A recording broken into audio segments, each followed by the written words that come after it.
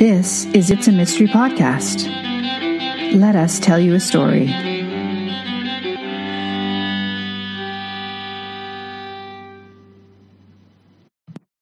Hello, mystery readers, and welcome to episode 85 of It's a Mystery Podcast. I'm mystery author Alexandra Amor, and I'm here today with a special episode. As you're listening to this, it is Monday, May 11th, 2020, and I have got a brand new mystery novel available for purchase today. It's called Lark Underground, and it's the first full-length novel in the Freddie Lark series. Hopefully there will be many more to come after this one. So it's, like I say, it's available for purchase today. It's in ebook and paperback on Amazon. And just a note on that, normally I release my books wide, so to all the different retailers. But I think what I'm going to do until there are 3 books in this series, I'm going to leave the books in Kindle Unlimited. So if you're a Kindle Unlimited, is it called KDP Select on the customer side? If you're in that program, you can read the ebook for free.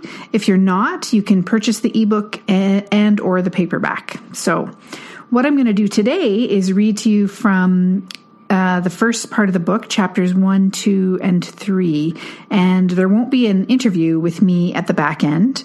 I'm not going to interview myself, but I did want to share a couple of things that I thought were interesting about this story. So the first is that I have been giving a lot of thought for years about mystery novels and what makes a good character, and have read a lot of books about writing mystery novels as well. And one of the things that people often say is that detectives, the detective archetype, I guess you'd call it, and that can fall under, or there can be many types of investigators that fall under that umbrella, like amateur sleuths and private investigators and all that stuff, are a bit of they represent a hero in the reader's eyes. And when you kind of look behind that, it's really easy to see that there's private investigators and detective novels, mystery novels are addressing justice. They're bringing a just solution, usually, to an unjust situation. And I can see how we as humans can really connect with that, given that our lives are very often filled, or not filled, but we encounter injustice. That's certainly the case for most people in some part of their lives. And also we deal with a lot of loose ends and things that aren't tidied up. And I really find a mystery novel fulfills a bit of a need in us to tie up those loose ends and have things come to a conclusion. And by the way, I just realized I've left my balcony door open as I'm recording this, so you might hear some birds in the background. So if you do, that's what's going on.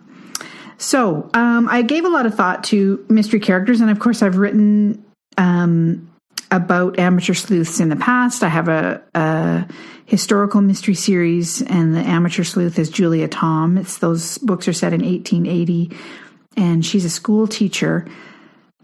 And then I got the urge, 6 or 8 months ago, to write something contemporary. And so I've written these books, these Freddie Lark books. They're set in Vancouver. Freddie lives in the neighborhood that I lived in Vancouver for almost 30 years. And she's very much a heroine set in the 21st century.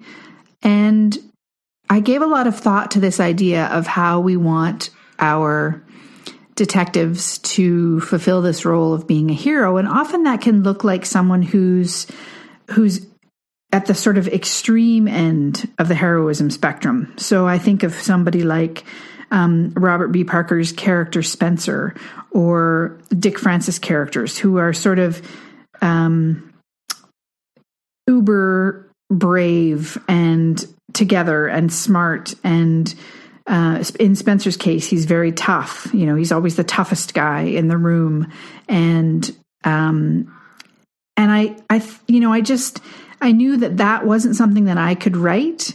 That's not my experience of life. And it wouldn't feel natural to me to write somebody who was kind of uber tough and extremely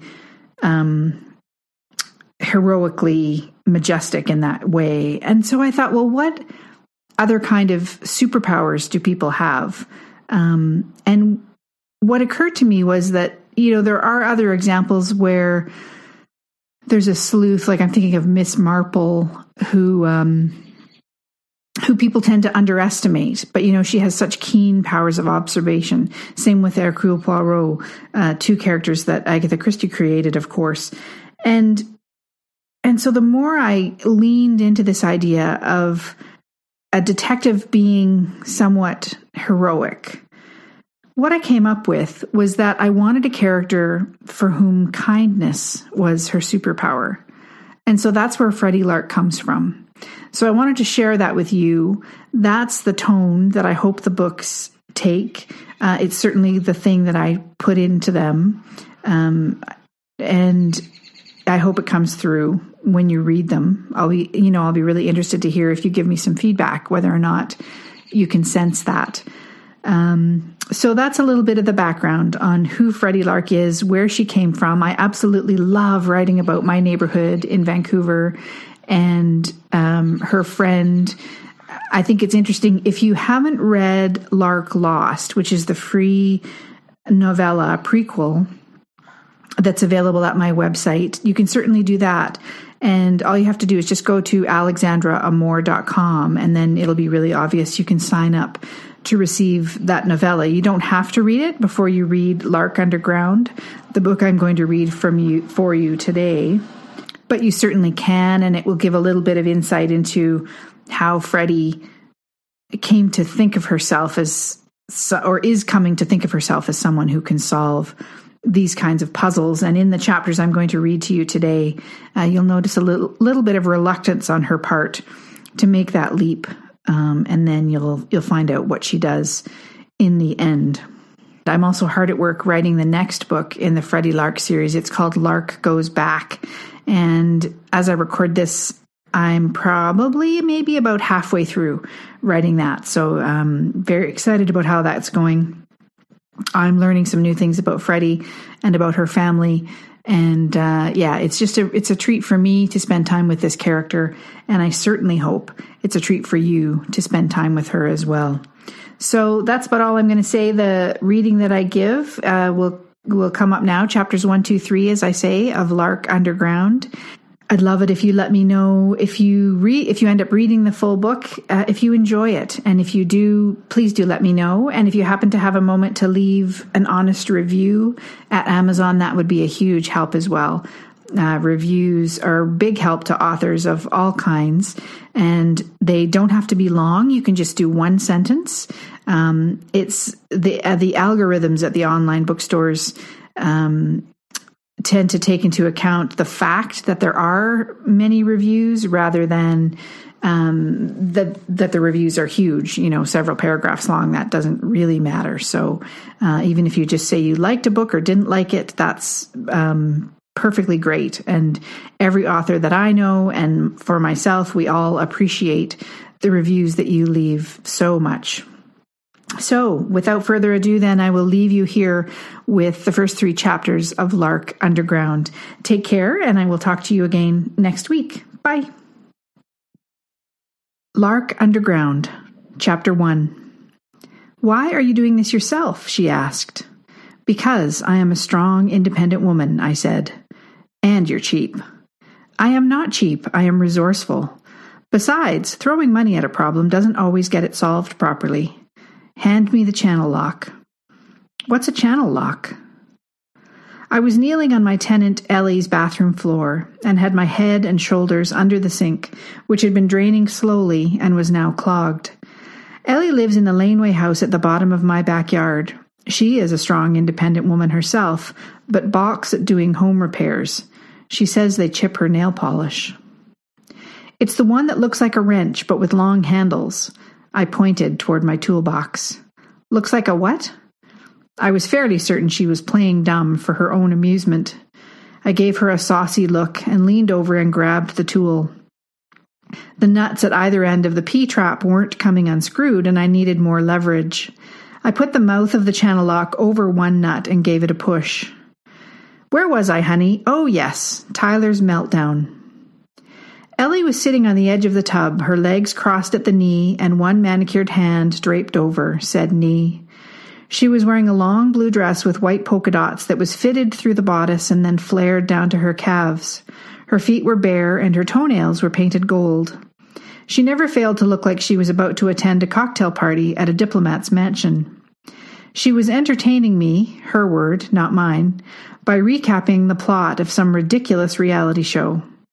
It sounded to me like all the participants were morally bankrupt narcissists, but maybe I was feeling cranky because the painting I'd been working on before Ellie knocked on my door was not turning out the way I'd hoped. So then Tyler says that he only slept with Jessica because Amber had ignored him at the backup dancer group date. I let Ellie's words wash over me. The nut loosened, and I was able to unscrew it all the way with my hand. And then Nathan got involved, and he was all pissed off because I loosened the nut at the other end of the P-trap and waited while some water spilled out into the plastic container I'd placed on the floor of the cupboard. Ellie was still talking, which I think is odd because she's just not that type of girl. I pulled the P-trap off the pipes at either end and kept my gag reflex in check when I looked inside.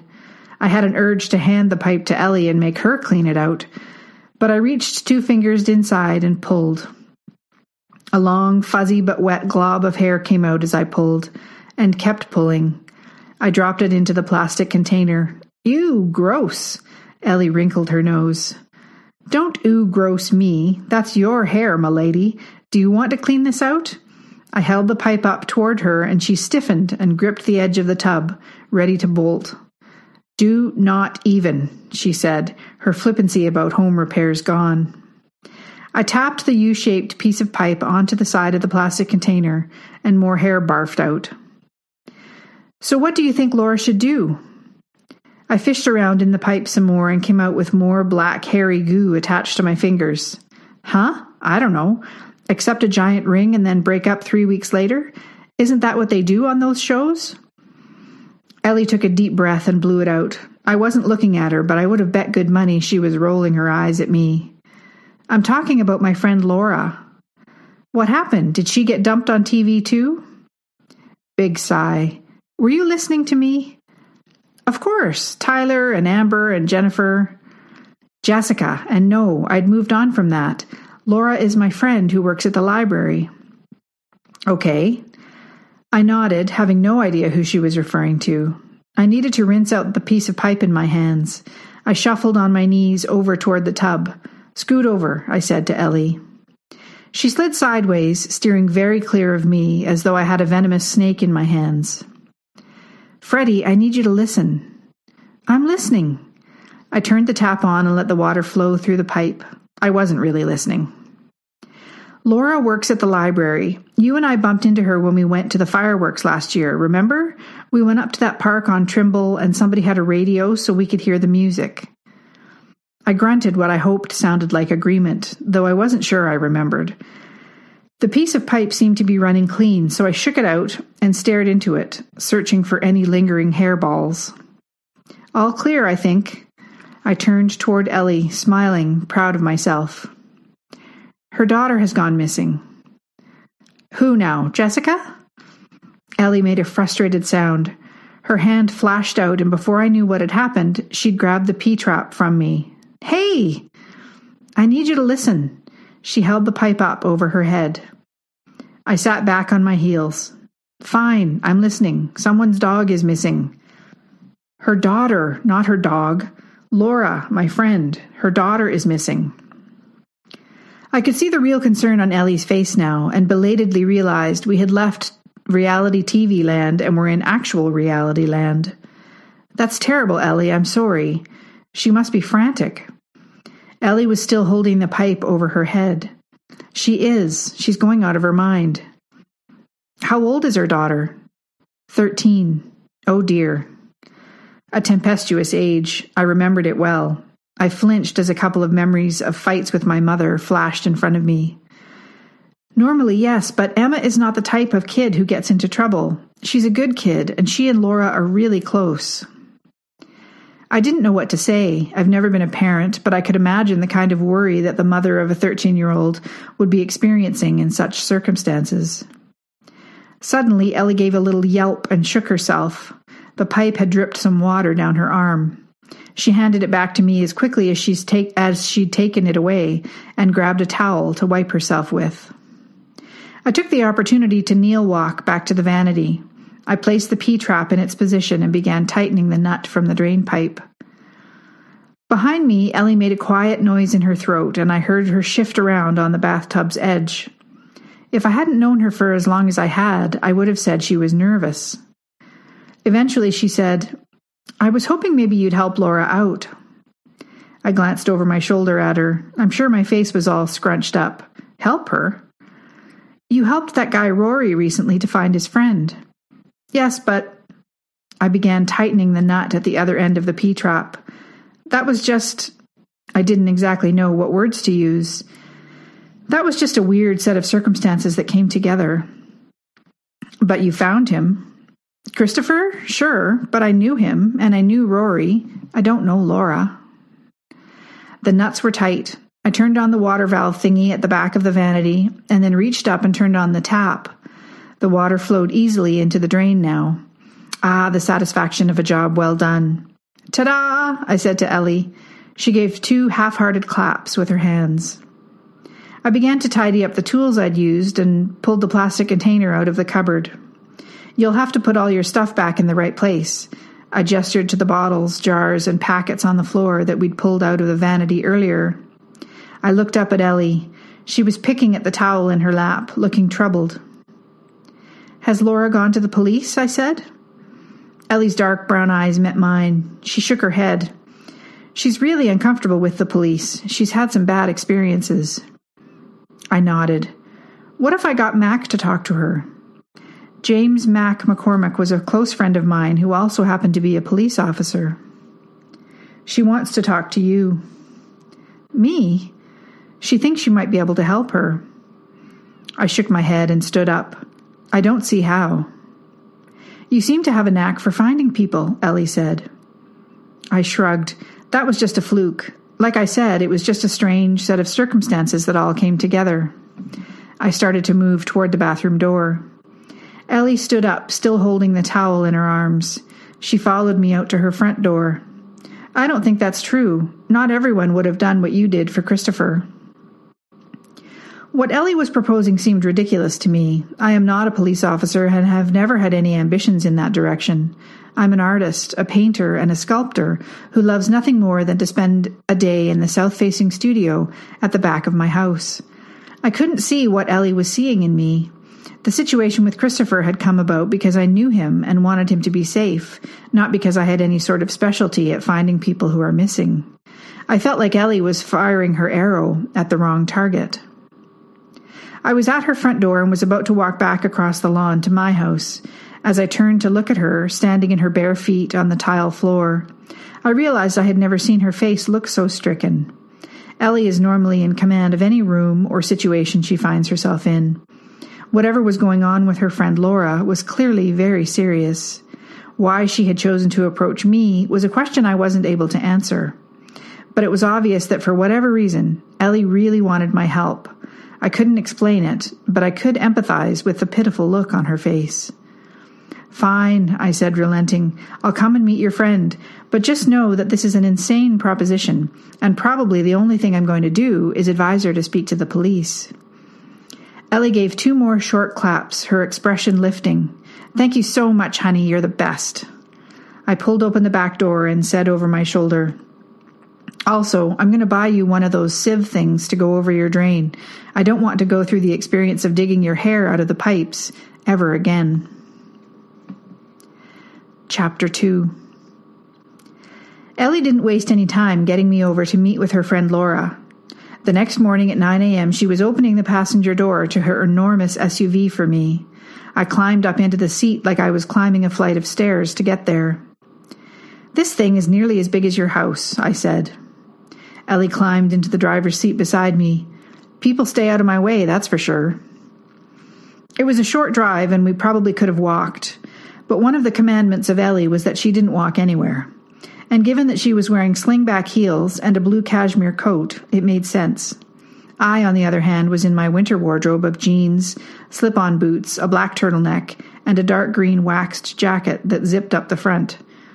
My dark strawberry blonde hair was pulled into a loose ponytail at the back of my neck. Ellie was right. People did get out of her way. She tended to take up more than one lane, and I saw a few people giving us some dirty looks and maybe some middle finger gestures. Ellie seemed oblivious to all of this, driving as though the road was solely hers and the other cars were trespassing.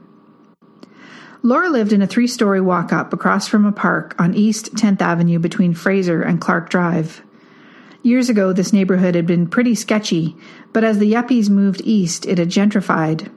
Down the block from Laura, where Ellie squeezed her vehicle into a tiny parking spot with very impressive maneuvers, there were mid-century craftsman homes that had been lovingly renovated and restored. Some of them were painted brightly contrasting colors, which gave the neighborhood a whimsical feel. Ellie seemed slightly nervous. I wondered if she was afraid that I was going to withdraw my offer to talk to Laura. I still didn't entirely understand why we were here, or more specifically, why I was here. But I figured a short conversation and an introduction to the idea that at the very least Laura should speak to my friend Mac would suffice. I had brought his business card specifically for that purpose. We reached the front door of the building and Ellie pressed a buzzer on the panel. Without hearing a voice respond, I heard the front door click open and grabbed the handle reflexively. This building had not been lovingly restored like the houses down the block. The blue, swirly carpet on the floor beneath our feet was circa 1964, and I could see plywood through some worn patches. The wall to our right was entirely covered in floor-to-ceiling mirrors with a brown dappled effect that just added to the ugliness. The left wall was covered in a bank of mailboxes. The entire place smelled of a mixture of stale cigarette smoke mixed with bacon fat and a faint hint of cat urine.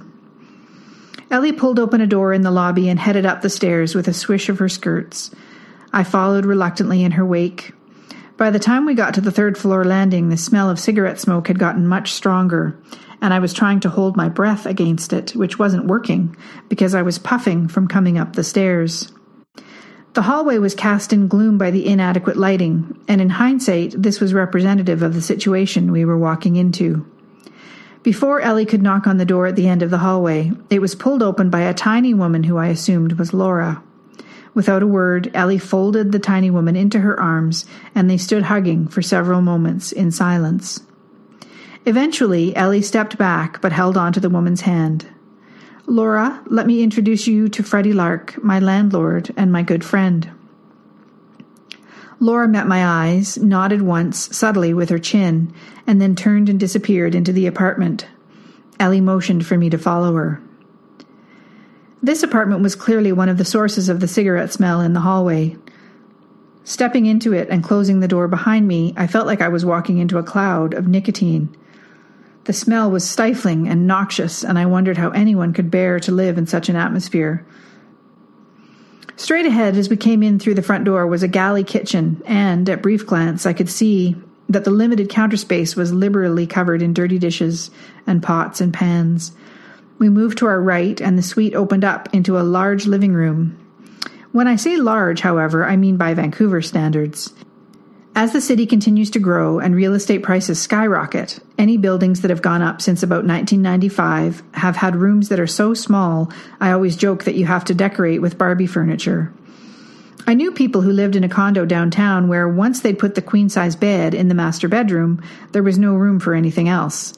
There were maybe 6 inches on either side of the bed to squeeze around, and that was it. Furniture companies had sprung up that manufactured and sold couches that were referred to as condo-sized, meaning tiny. Despite the light coming in through the wall of north-facing windows, the room was filled with a distinct air of despondency, understandable given Laura's circumstances. It appeared that she had been sleeping on the sofa. There was a blanket casually tossed over one end and a pillow on the floor beside it. Laura sank into a divot at one end of the couch that embraced her with familiarity. In front of her, there was a cereal bowl that was also serving as an ashtray and was nearly overflowing. Also on the coffee table were 2 single-sized pizza boxes, a crumpled fast food bag, and 2 fast food wax cups with straws sticking out of them. The rest of the room was a cacophony of furniture and shelving units. A plastic TV tray circa 1972 sat in front of one of the windows at the front of the room, with 5 or 6 plant pots on it, all the residents deceased. In addition to the couch, there was one small upholstered chair, liberally stained, and an old dining room chair with a torn upholstered seat. Everything was positioned facing the large television screen that hung on the wall across from the couch. There were 2 laminated posters with curling edges on the wall opposite the TV, depicting wide-eyed kittens and puppies. I was encouraged to see a small bookshelf filled to bursting with books of all shapes and sizes, some of them with the plastic jacket covers and cataloging stickers that marked them as library books. Laura was clearly not a woman with tremendous means, and yet the television was state-of-the-art and at least 5 feet wide. It was something about the modern age that confused me. Everyone always seemed to have money for electronics. Laura had sunk into her seat on the couch and was lighting up another cigarette, and so it was left to Ellie to be the hostess. She motioned for me to sit in the upholstered chair, but I took one look at its seat and elected to sit on the old dining room chair instead. I balanced on the edge of it and kept my purse in my lap. I was feeling weighted down with Laura's despair and was already guiltily wondering how quickly we could leave. Ellie went around and sat beside Laura and put her hand on Laura's back. "Laura, honey, this is Freddie that I told you about, the lady who's going to help you out." Ellie met my eyes as she said this, and I widened mine in a way that I hoped said, "Hey, wait a minute, that's not what we agreed to." She barreled ahead. "Can you tell Freddie about Emma so that she can help you?" I could feel the rip current sucking me under. Laura lifted her chin and looked at me for the first time since we'd come into her apartment. She was a petite woman and looked even more so sitting beside Ellie. She was wearing a stained and bedraggled gray hoodie, zipped up halfway over what looked like a Mickey Mouse t-shirt. She had on black yoga pants that were too long for her, the hems frayed and dragging. Her feet were bare. Her hair was a mousy brown color that didn't quite match her fair eyebrows. It was pulled back in a loose ponytail that was off-center at the back of her head. Much of the hair had been pulled out of the elastic band on the right-hand side. I suspected she had slept on it. Her eyes were blue and ringed with red, and her nose was red as well. Clearly, she had been crying. Beside the coffee table was a wicker wastepaper basket that was nearly full of crumpled tissues. Something like hope lit Laura's eyes now. "Do you think you can find Emma?" I started to answer, and then Ellie answered for me. "She sure can, honey. She's great at that sort of thing." Obviously, I needed to quell Ellie's well-intentioned but misguided description of who I was and why I was here. "I think what Ellie meant to say is that I have a friend who is in the police department, and I've brought you his business card. He's a really good guy, and—" Laura began shaking her head vigorously, the most energetic movement I'd seen from her since we arrived. "Nope, no cops, no way." I leaned forward on the chair, which turned out to have uneven legs. It shifted, and I jerked forward dramatically. "Laura, I can see that you're tremendously distraught about Emma. It's really important that we get professionals involved in whatever's happened. The police have the resources and the know-how to be able to help you." Laura shook her head throughout my whole speech, slowly but methodically, and with conviction. When I was finished talking, she looked at Ellie. I said, "No cops." Ellie nodded, then rubbed Laura's back some more while she looked at me with wide, imploring eyes. Laura took a firm drag on the cigarette in her right hand, inhaling as though her life depended on it, which maybe it did. "Tell her about Emma, honey," Ellie prompted her again. "She loves to draw too, doesn't she? Freddie is an amazing artist." Laura brightened ever so slightly. "She does love to draw," she said, taking another drag on her cigarette. "She drew that." She pointed to the wall at the back of the galley kitchen. On it there was an ink illustration of a unicorn with a thick chain reaching down from its halter. An interesting bit of imagery from a 13-year-old girl. For something to do, I walked over and had a closer look. The technique was appropriate for someone in their teens, but also quite delicate and skillful. I turned back to Laura. She's really good. Laura nodded vigorously. Her eyes were welling with tears again. She really is. When she's not studying, she's always drawing. Always has her sketchbook with her. I can't get her nose out of that thing. She wiped her nose with the sleeve of her hoodie and knocked the ash from her cigarette into the bowl in front of her, and then continued. She loves school. I don't understand it, but she really likes it. She shrugged her shoulders in a, what are you going to do with kids these days sort of way. She can't get enough of learning and understanding new things. All parents should have such problems, I thought. Despite myself, I asked a question. When did she go missing? Ellie gave a small, satisfied smile I tried to ignore. Laura didn't seem to know where to begin, so Ellie prompted her. You saw her Tuesday morning, right? Before school? Laura nodded. Her cigarette was now burned down to the filter. She stubbed it out in the pile of others in the bowl and immediately lit up another one. She went to school just like regular on Tuesday morning. My shift at the library didn't start until 11, so I was here when she left. And then she had math club after school. Laura gave a slight roll of her eyes at this, so I knew she wouldn't be home alone too long. I got home at 7 that night, and she should have been here by then, but she wasn't. I didn't worry too much about it. Sometimes when she knows that I'm working the later shift, she'll go over to her friend Olivia's house. But when she wasn't home at 9, I started to wonder if something was wrong. So I called Olivia's mom, but she said that Emma hadn't been there. Laura seemed to have run out of steam after that. She lifted a ceramic cup off the table in front of her and looked into its depths. Whatever was there didn't appeal to her, and she set it down again. Ellie, noticing the gesture, stood up, saying, I'll make us some coffee, and bustled off to the kitchen. I could hear her rattling around out there, but that didn't stop her from calling out, So you phoned around, right, Laura? In front of me, Laura nodded and said, I called everyone I knew. I couldn't call the school, of course, because they were closed by then, but I called a couple of her other friends. I didn't know anyone from the math club, so I couldn't call any of them to see if she had been there. I wasn't sure what to do.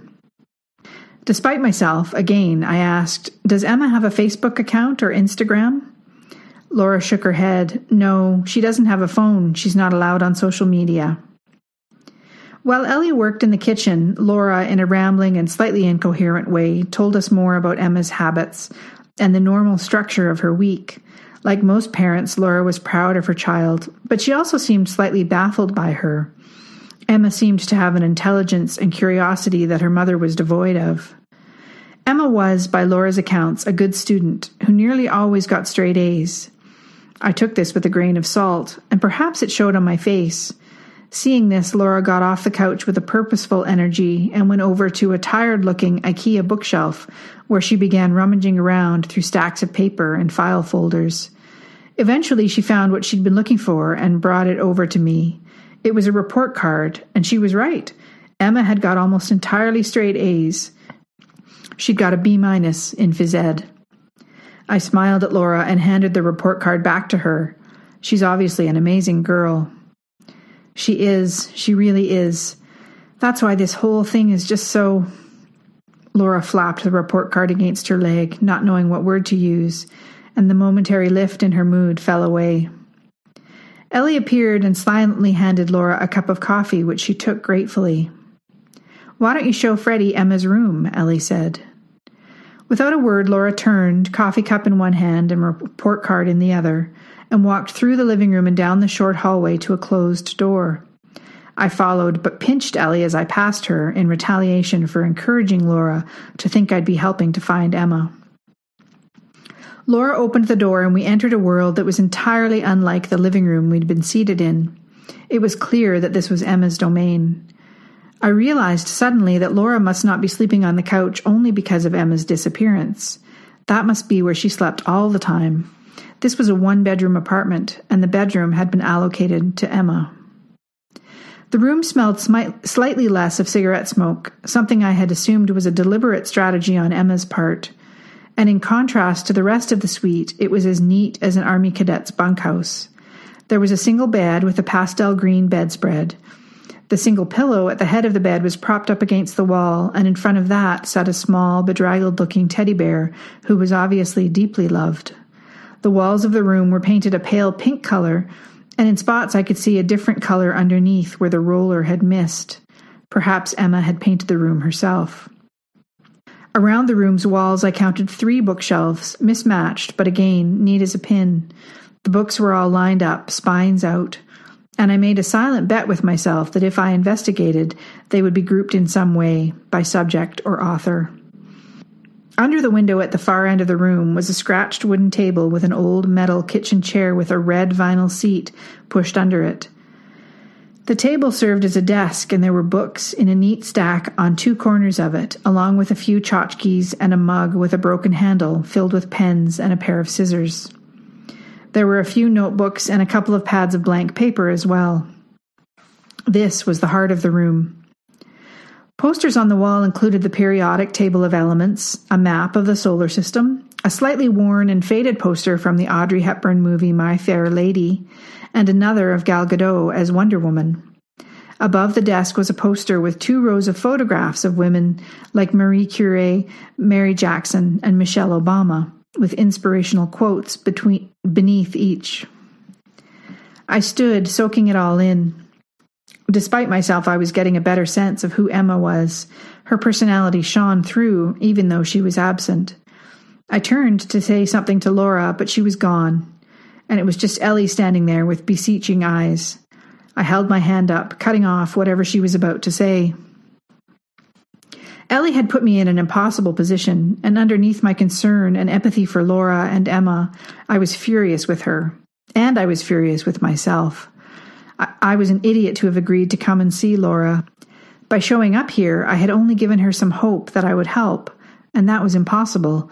I wasn't a police officer or even a social worker, nor was I in any kind of official position to be able to assist.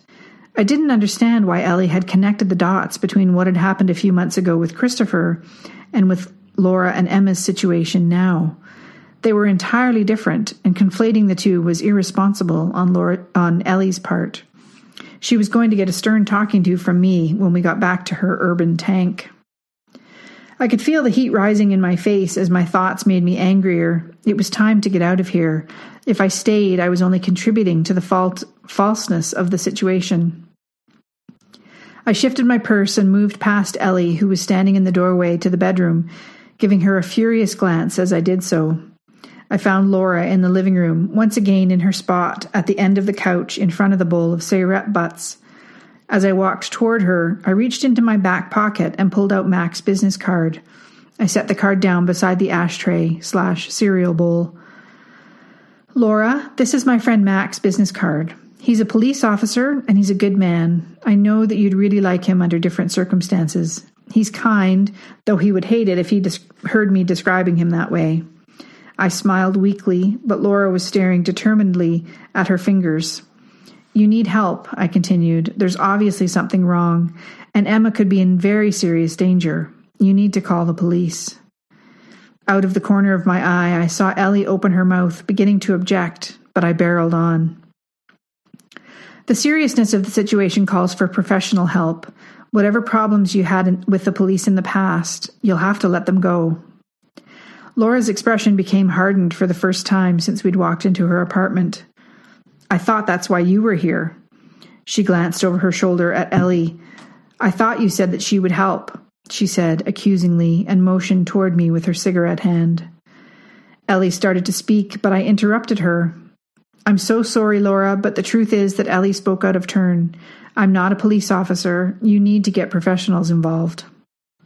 Laura dropped her chin to her chest and simply shook her head gently. There was nothing more I could do. Staying here any longer would just give Laura more hope. Using the energy of my anger at Ellie, I turned and walked across the living room floor toward the front door. I decided that if Ellie didn't follow, I could walk home. I let myself out into the dark hallway. Chapter 3. Ellie did follow me, but we were silent as we walked back to her monster truck. I was dealing with the simmering annoyance that she'd brought me here and tried to get me involved where I didn't belong. Ellie's face was a mask of neutrality, though she had a serious case of what my mother would call chicken-ass mouth, her lips tightly pursed. "I told you I didn't want to get involved and that it isn't my place," I said. She simply nodded, and I was pissed off that I had to justify myself. "She needs to talk to the police, Ellie. It's dangerous that she hasn't done that yet." We passed a woman walking a black and white Shih Tzu.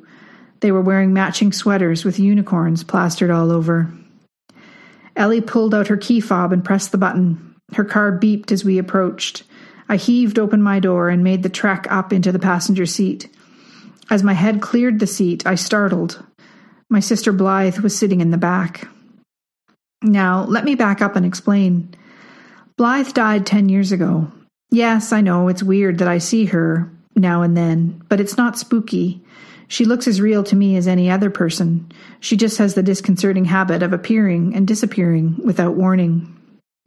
As I settled into my seat and wrestled with my seatbelt, Blythe got right to the point. "Why did you turn that poor woman down?" "It would have been deeply irresponsible of me to try to help her." "I get it, honey," Ellie replied, thinking I was talking to her. "I heard you the first 4 times. Blythe carried on. "There are reasons she doesn't want to go to the police." "I understand that," I muttered under my breath. "I don't think you do, and I think you're being mean, and I think Mom and Dad would be horrified to know you'd refuse to help that poor girl." I turned around in my seat and glared at her. Even in the afterlife, she was still a bossy older sister. "Leave me alone, would you? I'm not a cop, and I'm not a detective. What if something goes wrong? What if it's dangerous?" I turned back around and saw Ellie staring at me, her eyes wide. She turned her head and looked into the back seat, and then back at me. "Everything okay, honey?" "Yes, fine." "It's just that you were yelling at the back seat there." "Sorry." I shifted uncomfortably, embarrassed. I feel like I have a demon on my shoulder. When I said the word demon, I turned around again and glared at Blythe. She stuck her tongue out at me. Ellie pushed the starter. "All right, sweetie, but you just let me know if we need to go see a doctor or anything. Auntie Ellie will be happy to drive you." She flicked her eyes at me warily. "I'm fine. Let's go." The 3 of us were quiet while we pulled out onto the street. Ellie drove east and turned at the next corner. When we got to Broadway, she put on her right turn indicator and waited while traffic flowed by. I sat in my seat fuming at Blythe. When she was alive, there was no one who could annoy me as quickly or as ferociously as she could. And she knew it. One of her favorite pastimes when we were kids was to wind me up into a lather and then wait until I got myself into trouble for hitting her or trying to strangle her in my rage. Clearly, she hadn't lost the skill, even though she was dead. I hoped she would just disappear, as she always did, but when I turned my head ever so slightly to the left, I could still see her in my peripheral vision. And worse, she caught me. "What if it was Pickle who was missing?" she said, as I flicked my head forward again. "She, or he, would be almost the same age as Emma now." I groaned. Ellie shot me a worried glance, and then turned back to watching the traffic. Just before Blythe died, she had been making arrangements to adopt a child. She had never been married, but her biological clock had been raging for a couple of years. Finally, she realized she didn't need a man in order to be a mother. As soon as she'd made the decision to adopt, her demeanor changed. For years, there had been a simmering grumpiness and dissatisfaction about her, but once the adoption process was in motion, she was back to her normal, cheery, if slightly bossy self. She and I had named the impending child Pickle. It started as a joke and then became the word we used all the time. We never said, "when the adoption goes through." We'd say, "when Pickle is here." All of us, our parents, me, Blythe, fell in love with that child before it was a reality. I'd never wanted children myself, but I had planned to be the best damn aunt the world had ever seen. Blythe had mortgaged herself to the hilt and bought a tiny 2-bedroom house in Kitsilano. For months she spent every evening and weekend painting the walls and ripping out the 1980s carpet, burning off anticipatory energy and trying not to lose her mind while she waited for the wheels of the adoption process to slowly grind. And then she was killed when a tree fell on her car in a storm. She knew how much I loved the hypothetical Pickle. She knew how much I longed to teach my niece or nephew how to ride a bike and how to whistle, and how to sing ta-ra-ra boom-de-ay on long car rides. And she was using that knowledge against me now. Dirty pool. Ellie pulled into a break in the traffic and headed west, back toward Main Street. "Turn right," I said at the next cross street. "What?" Ellie glanced at me, puzzled, and missed the turn. "Go back." Her face lit up. "Really?" "Yes, really. Go back. Quick, before I change my mind." Ellie squealed like a 9-year-old girl and sped up, nearly sideswiping a postal truck that was trying to pull into the traffic. I turned around in my seat to glare at Blythe, but she was gone. Thank you for listening. You can always find episode show notes and links to the books mentioned on the show at itsamysterypodcast.com. While you're there, you can also grab your copies of 2 free mystery novellas by me, Alexandra Amor. Until next time, happy reading!